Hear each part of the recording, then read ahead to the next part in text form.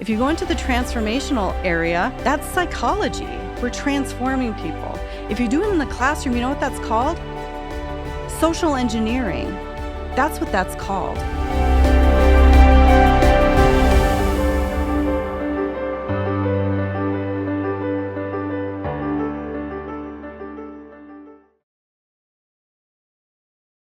Well, hello, beautiful people, and welcome back to M4L Academy. My name is Missy Karwowski, Director of M4LA, and I'm excited that you've joined us for the final presentation, the final video from the vault in SEL 101. If you're new here, M4L Academy is the school for parents, grandparents, and friends committed to fighting for the survival of America who know or want to know why defending parental rights is such an important part of that fight. We educate you on the issues, equip you with tools and resources so that you can effectively engage in your community. So today's video is the final presentation from SEL 101, which originally aired in January 2024. Dr. Jennifer Kamm is a full professor of psychology at Bethany Lutheran College at Mankato, Minnesota. She teaches an impressive span of topics from human development to gender development and fundamentals of counseling. In this presentation, she'll unpack how SEL teachings, practices, and activities are impacting our kids. As you listen, you might recognize some of the fallout of SEL in your own life and in your own kids, because the aftermath travels far outside the classroom. So get comfy as we learn about the impacts of SEL on child development. Welcome back to class.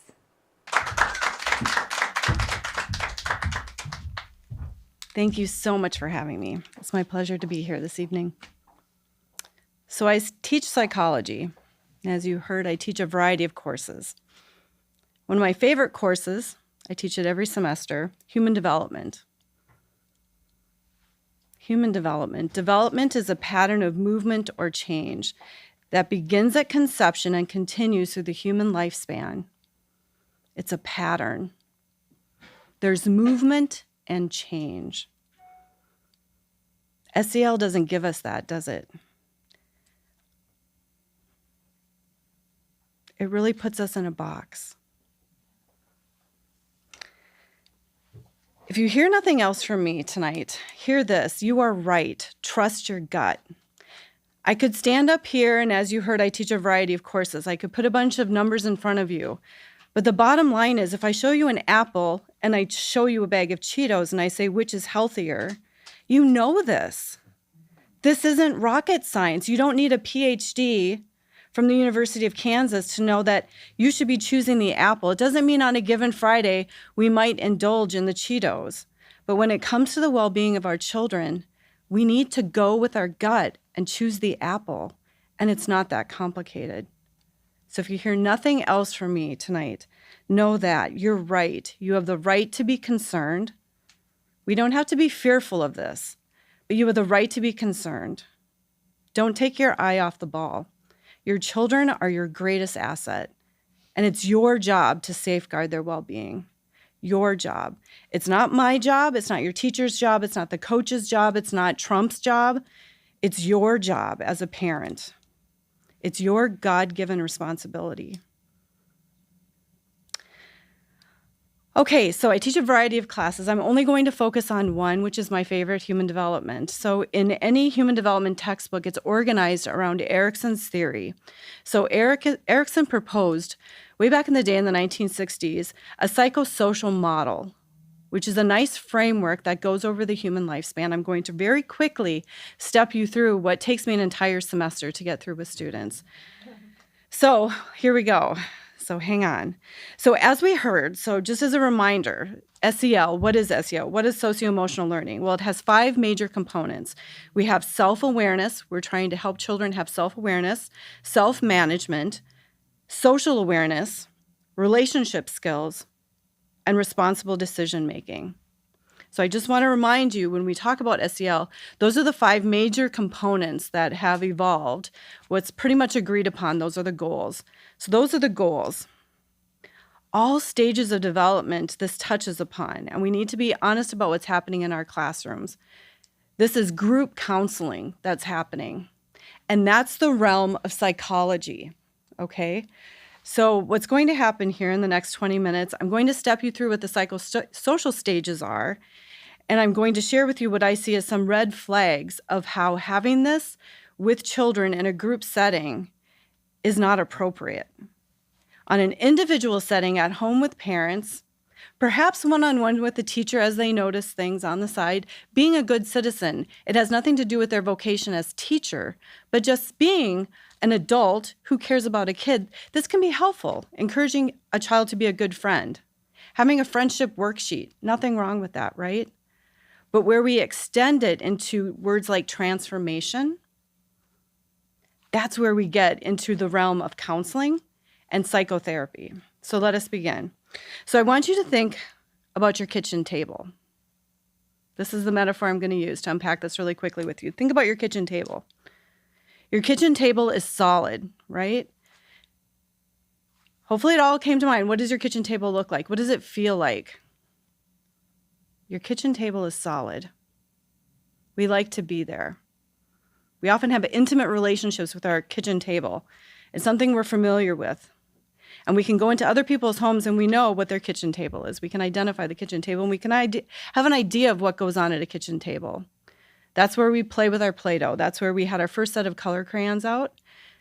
That's where our child wrote their college application. That's where they came back and told us that they were going to have your very first grandbaby. We also shed tears at our kitchen table. It wasn't always happy, right? We have a relationship with our kitchen table. It's something we count on. What is our kitchen table? It's something that's steady, that holds us up. It holds the food. Everything else can be falling apart in the house, but you have someone sit down at their kitchen table, and if it's wobbly, they will go fix it. They can't get through the meal, right? Until it's steady. You got to fix that. It's going to drive everybody crazy. We want it to be stable. I'm spending a long time on the kitchen table because that's trust. Erickson said that our very first stage is trust versus mistrust. There's this tension that we have between wanting to trust the world. We come out into the world wanting to know that it's regular, it's routine. We want a sense of familiarity. We crave it. A baby's first glance will be toward the sound of its mother. It gravitates toward the smell of her, the taste of her. If the dad's been in the picture, the first time that baby hears the voice, that's where the attention goes. It's the familiarity. We love that. And we crave that throughout the lifespan. Now, there's a tension. We don't want to be overly trusting. We don't want to go to just any mom, any dad, any teacher. We have to build a trusting relationship. First step is trust. That's your kitchen table. The second that really we're faced with, and we never conquer any of these. We're just always, this is a tension that's facing us. But that's the first one, and all of these are lifelong.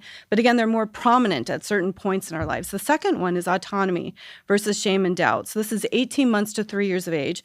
This is where we figure out, I'm not you. This is my seat at the table. I'm not sitting over there on your lap anymore. I'm me, and I don't like peas. So that's when we figure out we have different tastes. We're different than you, Mom. We're different than you, Dad. Autonomy. I'm me. I get to be me. The next one is initiative versus guilt, 3 to 6 years of age. This is where I can.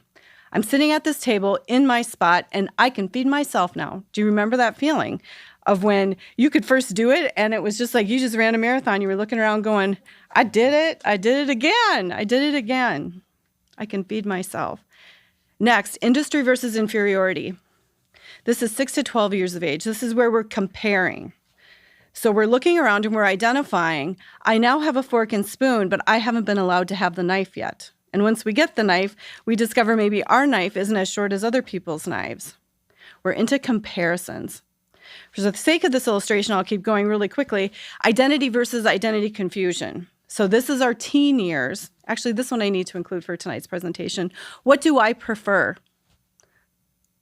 Am I more of a coffee drinker or a tea drinker? Do I like hamburgers? Do I like Chinese food?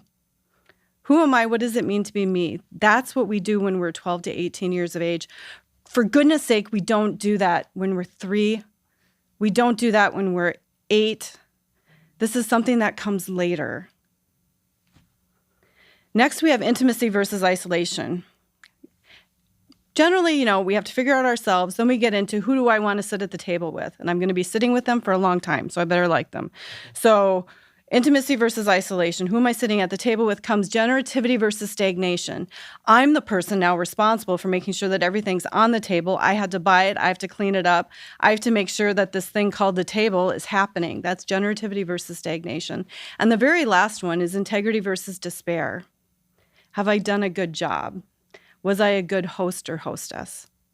Integrity versus despair. So that's the lifespan in a nutshell. So now let's unpack socio-emotional learning in this context. So trust versus mistrust. Am I safe here? Is it okay to be me? This has a lot to do with attachment. I drove here this evening with my Uber driver. I'm not going to share with my Uber driver or my dentist intimate information about my life. That's not a conversation that I'm going to have. I will have that conversation perhaps with a trusted friend or a family member. But thankfully, I wasn't in the situation like our children are of having to unpack things like that with my teacher. Trust versus mistrust, it only works in a therapeutic relationship if we can build on that relationship. It's a one-on-one conversation with you and a trusted adult who has training in the field of psychology, training that takes a long time and a lot of effort and a lot of self-reflection of, is this the path for me to become a counselor? Whether it's school counseling, military counseling, clinical counseling, a lot of time and effort is put into making sure that those that get into that profession know what they're getting into and they're capable of doing the very difficult, challenging job of being a counselor. It's very different than becoming an educator. So children who are put in this situation of, in the context of trust versus mistrust with SEL, if we haven't developed basic trust with our teacher, and we're put in a situation of having to be vulnerable and open, it's grossly inappropriate. And it's grossly inappropriate for us to put the other children in the situation of having to listen to this. When it comes to mistrust, it's also encouraging children to be trusting of people that may not have their best interests at heart, that may not be safe. Their friends may not be safe, and believe it or not, despite our best efforts with our elementary and middle school and our high schools, our teachers might not always be safe. We just need to be honest about that. We are sinful, fallen human beings, every single one of us.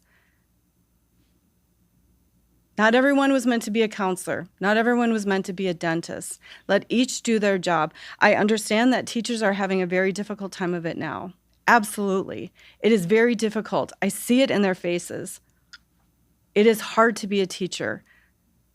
But if all the children were having some kind of heart condition, would we say, well, it's your job to do heart surgery?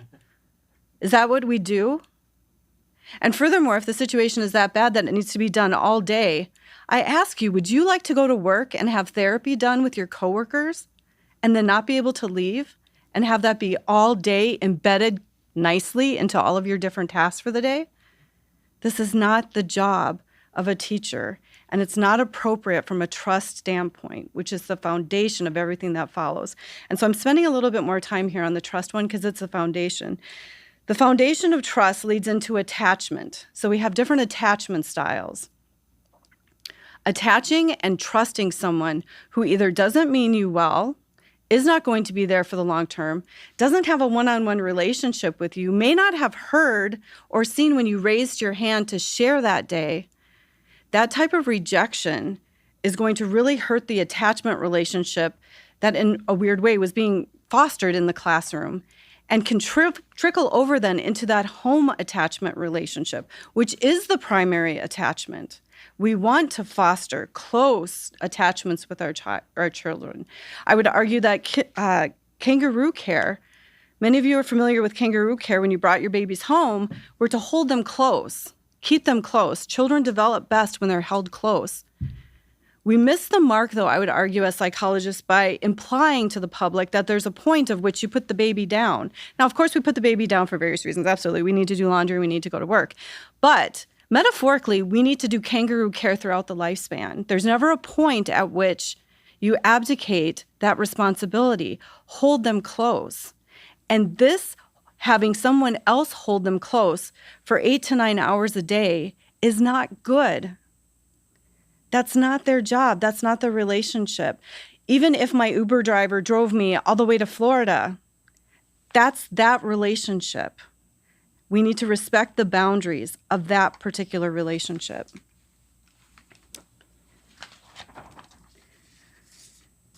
So what does it take to be a counselor? I just want to spend a moment on this because we're expecting educators to be in this role. Educators, what are educators? Educators are responsible to prepare students to become knowledgeable, responsible, engaged citizens who are capable of participating effectively in democratic society. And they're responsible for teaching academic, social, practical skills necessary for personal growth and economic success. They foster it. They don't transform it. If you go into the transformational area, that's psychology. If we're transforming people. If you do it in the classroom, you know what that's called? Social engineering. That's what that's called. So what is counseling? Well, counseling is for those kids who need a little extra help. Their parents have identified that they need a little extra help. Circumstances have come their way, or they're having a little bit more trouble in some area, and they just need a little bit of a nudge to function more appropriately. It gives them a systematic and intentional nudge. It provides words and encouragement for them to develop more options in their lives. It gives them the words. They don't have the language at this point to describe what their problems are. Their prefrontal cortex is not developed until much later. And when it's really starting to kick in during late adolescence, they have a whole lot of hormones kicking in. And at that point, we all need to be honest, we couldn't trust what we thought to be our problems because we had a lot of other things going on biologically.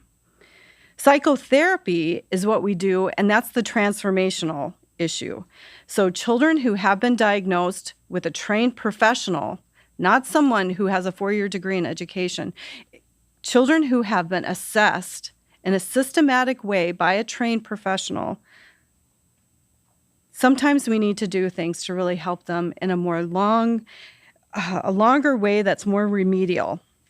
And that is with the goal of gaining insight into chronic issues, into trauma. It's a private relationship, and it takes a long time. Quick topic, countertransference. So if you haven't been trained in psychology, one of the issues that you probably aren't aware of is that countertransference, this idea that we, as the person who is providing this mock therapy in the classroom, can often have emotional responses to the client that has nothing to do with them, that has more to do with our own history. We're projecting them onto the child. We're over-identifying with children's issues. We're developing parental feelings toward the child. We're experiencing possible sexual attraction to the child. We're sharing excessive personal information with the child. We're offering unsolicited advice or pushing for actions that the child isn't ready for. Effective therapists provide empirically supported therapies, evidence-based practice, empirical supportive treatments, standards of care and supervision. They are aware of evidence-based research related to their clients' particular problems. They are receiving ongoing training. It doesn't end with your master's degree or your PhD. To get your master's and PhD in counseling means that you've gone through up-teen classes in psychology at the undergraduate level. Then you went on to have a master's degree, which required 80 additional credits. You had 700 or so hours of clinical supervised training. Then you had 1,000 or more hours. Once you pass your licensure, then you go on to have additional supervised training in a specialty area. And only when you have that specialty area will you get together with a group of kids who are experiencing the same issue. You would never get together a group of mixed experience kids to have group therapy. That's just not a thing. It's just not a thing. Anyone trained in psychology would know not to touch this with a 10-foot pole. We shouldn't be placing educators in this position. Unfortunately, I am running up against my time. Let's see. So how would I like to end? Yalom has curative factors that we talk about of what makes therapy successful. The reality is we can't do, even if these educators were trained in counseling, This is not the setting for it to take place. You can't instill hope in a group setting with so many things going on. We just can't do it. And when we have students with social media in their pockets, kids can be cruel.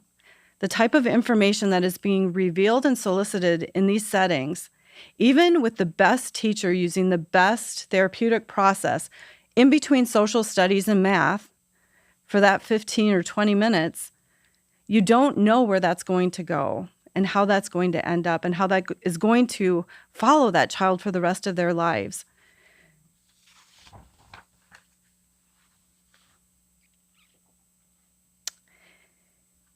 One last thing, mirror neurons. So I'm going to step away from, I don't have time to go through the rest of the stages, but let's just focus for just a moment on mirror neurons and how amazing those are. So mirror neurons, our brain at the cellular level is learning constantly.